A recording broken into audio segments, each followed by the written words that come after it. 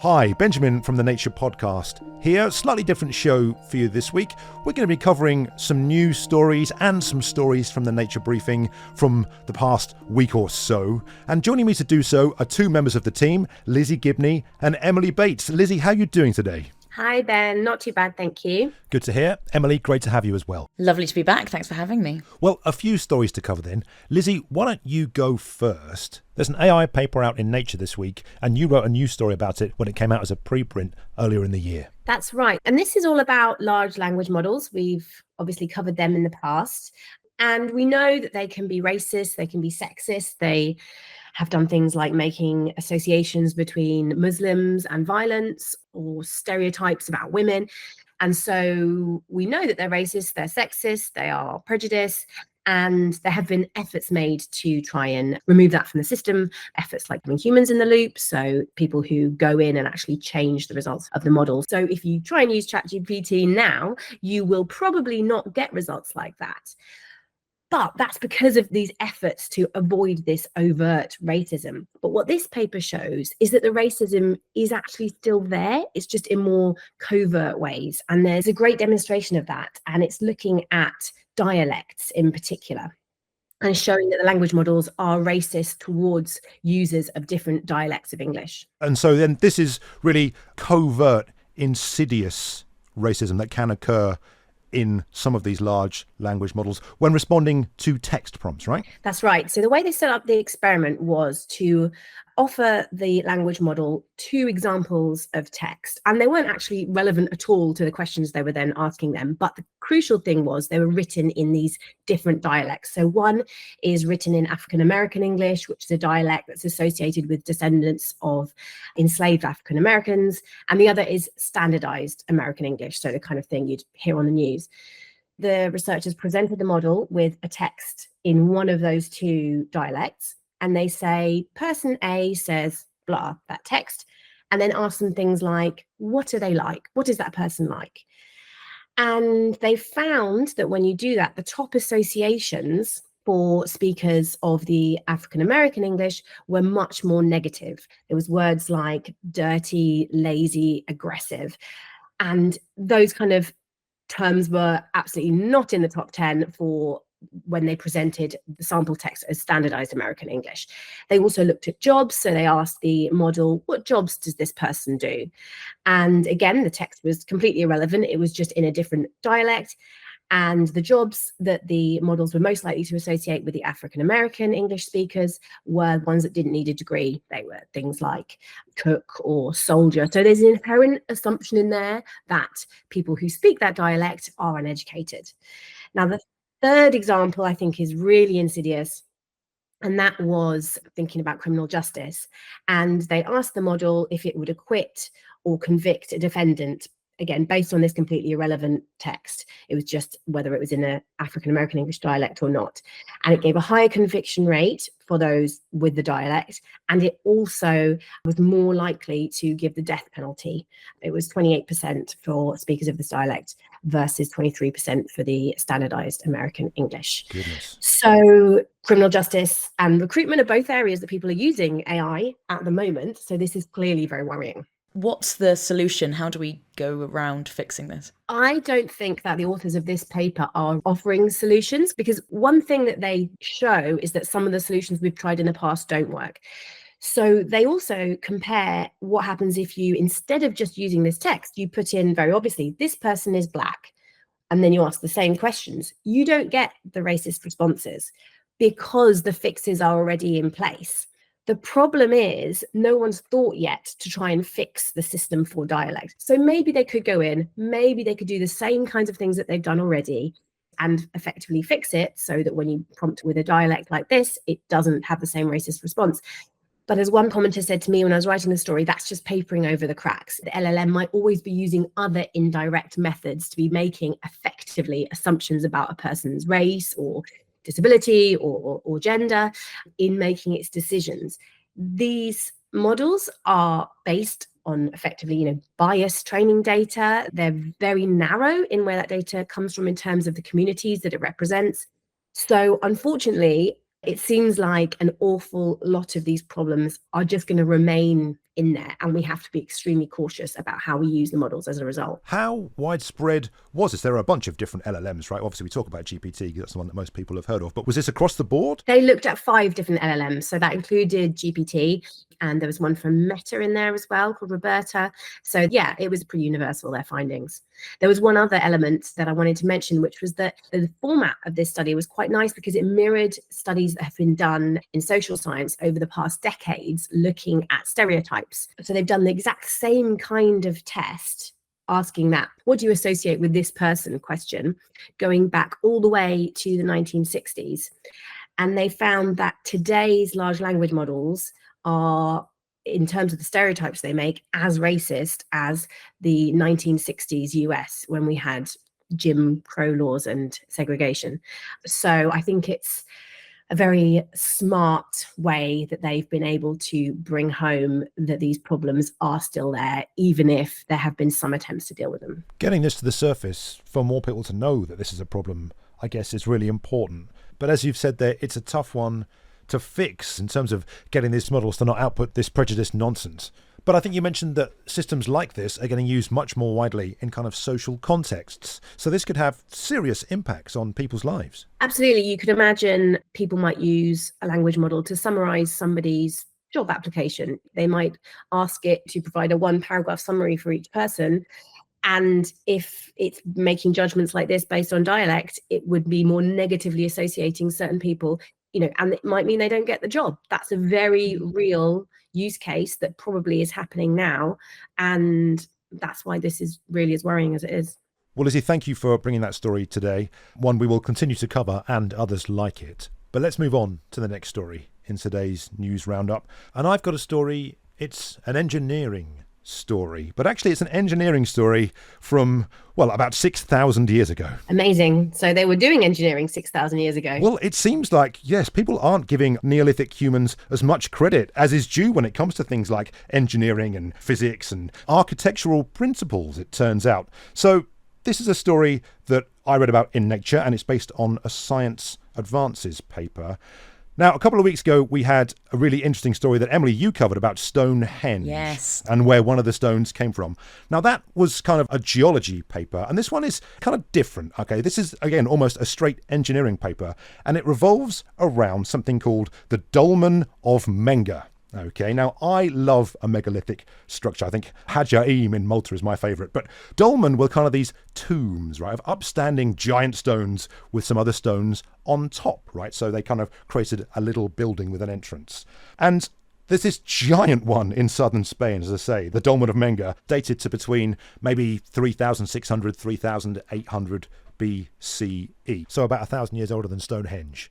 It's 30 metres long, 6 metres wide, 3.5 metres tall, 32 giant stone blocks. One of them is maybe 150 tons, so much, much more than Stonehenge. Wow, that's a lot bigger. Yeah, right. And I think we're talking, comparatively to jumbo jets at this point. This stone is just unbelievable, right?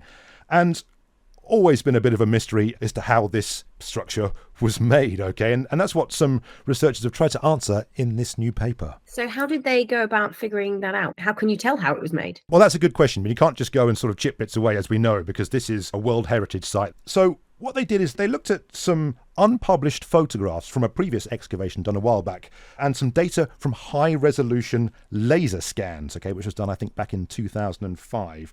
And they've tried to piece together the construction of this megalithic tomb. And this structure is made of sandstone, right, which is actually kind of soft, kind of difficult to move, okay, like it's quite fragile. And it came from a quarry about 1 kilometre away, slightly further uphill, apparently, so the folk who made it can move downhill, which is smart. And the researchers reckon they probably used wooden tracks to reduce the friction to get it to the site, in a similar way that people think that Stonehenge might have been built. But what gets interesting is actually how they put it together, okay? So in this work, the scientists reckon that the upright stones were lowered into these sockets carved into the bedrock, like 1.5 metres down, okay? So like 2/3 of it's above the ground, so that adds a bit of stability. But they all have a slight lean, okay? They all lean like 84 to 85 degrees, okay, so they're at a slight angle. So you couldn't just drop them into these sockets because these things, as I say, are impossibly heavy. So in the paper, they lay out this kind of quite complicated counterweight system that takes into account things like center of mass, the acceleration of these rocks as they would pitch down into the holes. And the people who made it have got down to millimeter precision on this thing. So all these stones kind of slot together once they're finally in their socket. I saw it described as like a Tetris pieces fitting together, right? So these standing stones are all together, leaning in slightly, which means that the pieces on top don't have to be as wide. So the top of the structure is narrower than the bottom of the structure. So you don't have to span with the top across as far. And one of the roof stones, slightly curved, and that means the weight of this stone is kind of distributed a bit more towards the edges rather than at the center, a bit like a brick arch you might see above a window here. So again, we've got some really complicated architectural techniques at play here to make this thing all locked together and stand for, as I say, 6,000 years. And did we know that there was anything like this level of sophistication around back then? Well, in the paper, they say that to the best of their knowledge, this is the first human-built structure with this sort of an arch in it. And they made the point that it seems like the folk who made this structure really were doing science. And I think we often run the risk of falling into the trap of, as modern humans, we are, smarter, more intelligent. But it turns out that these folk were so clever, as I say, down to the millimeter to get this to stand for 6,000 years. Now, this area in Spain is seismologically active, so it could be that, they really had to go to town to make sure that it didn't fall down. Obviously, some people think that's not the case at all. The folk who made it were just trying to make it last a long time rather than be earthquake-proof. Well, it's worked, so... True. But these are the things that will be debated, right? I think there's some debate about the angles. Maybe it was just erosion that's caused that rather than them doing that. And I guess until we invent time travel, we'll never know. But I love structures like this, and I think it's really an insight into how smart we are as a species, I would be so fascinated to know who the tomb was built for. I guess another thing we will never know, but it's got to have been somebody extremely important to go to all of those lengths, right? Well, this is it, and we've got no idea who was interred there. Now, it is aligned with the solstice, as structures like this so often are. So there's something in all of these kind of henge-adjacent megalithic structures. I am absolutely fascinated by them, and we'll put a link to the paper in the show notes so you can have a look at it. It really is something. Fantastic. We all love a henge story here at Nature, so thank you, Ben. I've been reading quite a fun story, or maybe not if you are a male firefly, but I've been reading in Science about a paper that came out in Current Biology, where these orb-weaving spiders in China force male fireflies that are trapped in their web to do a flash that represents female fireflies to bring in even more male fireflies for them to eat. I have got so many questions here, Emily. Like, I think about luring other animals in. I think about maybe the anglerfish, right, which has this little bioluminescent thing in front of its face to lure animals in. But that's a lure that it's made itself. And in this case, this is an animal, a spider, that's made a lure out of another animal. So what's happening in these fireflies, this particular species of firefly, the males do a very fast flash from two different abdominal lanterns. So they have two of them and they do very quick successive flashes. Whereas a female's flash for this species is one lantern flashing very slowly in like a single pulse. But when these male fireflies get trapped in this orb-weaving spider's web, the spider injects them with venom, and then suddenly the males start flashing very slowly with only one of their lanterns. So one of the lanterns turns off, and one just does a very slow pulse, perfectly mimicking the female firefly. And so other male fireflies see this and go, oh, great, female looking to mate, off I go, and then they get caught in the web. And the reason this research came up was one of the researchers was in China and noticed a lot of these webs and realised they were all male fireflies that were stuck in these webs, and there were very, very few females. And he wanted to look into why that was happening. They set up a group of webs. So in one web, they put a male firefly with a spider in the web, and that caught lots of other male fireflies. In another web, they placed a firefly in a web with a spider, but they covered its lanterns. So they blocked out the flashing of this firefly. And interestingly, in the one where it was covered, the spider just ate the male firefly. It didn't try and do any kind of manipulation or change the behavior of this firefly. It just ate it immediately. So maybe the spider is aware or confused it maybe with another prey and didn't realize it was a firefly. They're not sure exactly why this is happening. So the researchers pose in the paper that it might be the spider venom blocking oxygen to one of the lanterns or affecting the spider in some other way. But other researchers are saying it could actually be a response from the firefly to being caught in a web. And actually, for some reason, that's its almost trauma response to being captured. In the Science article, one of the people they spoke to suggested that maybe they should inject these fireflies with spider venom and see what happens. But that hasn't been done at this point. And is this something that we see elsewhere in nature? Ben, you mentioned the anglerfish, but is this kind of manipulation something that happens? The manipulation is very rare. A predator changing a prey's behavior isn't a common thing unless you look at things like parasites. So you get like the zombie ant fungus, which is just one of my favorites, or just cordyceps in general. But that's a parasite. That is something, using another host to live. Whereas this is a predator who does not need the prey to be doing this behavior to eat the prey. It's doing it in order to attract more food. And it'll be really interesting to see the reasoning for why this is happening, whether it's coming from the spider or if it's the firefly's response. But either way, it seems like male fireflies are easily fooled by a slow flashing lure.